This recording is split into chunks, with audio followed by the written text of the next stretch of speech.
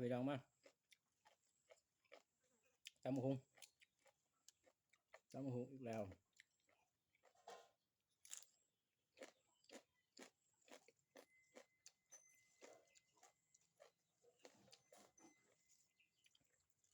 มาทำเป็นเนาะ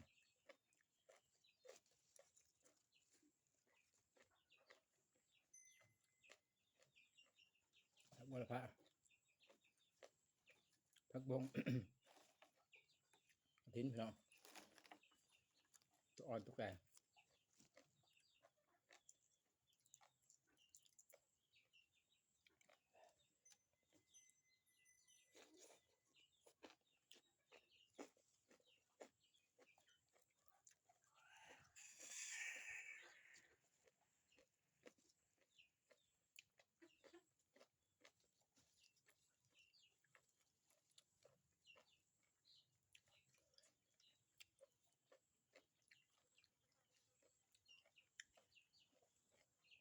ย่ำถึงเที่ยงมื้อนี้ต้อง ตำบักหุ่งพี่น้อง ผู้เดียวก็แซ่บอยู่คนเดียวพี่น้องต้อง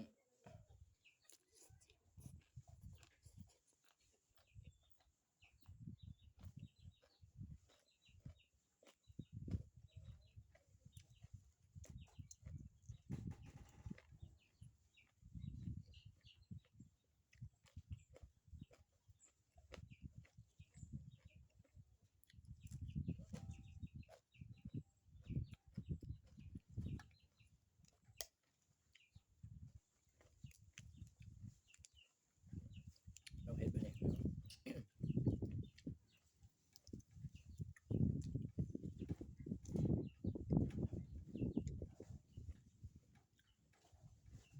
โอ้เผ็ดนะ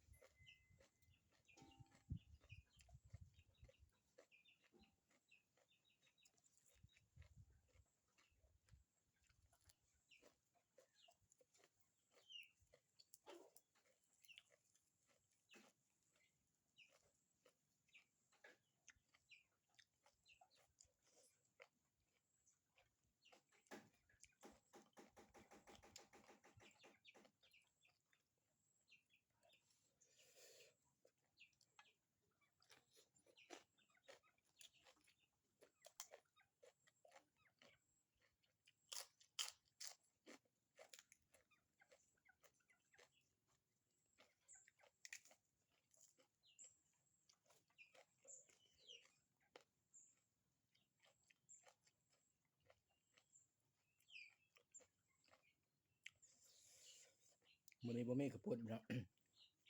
บ่ได้เข้าบ้าน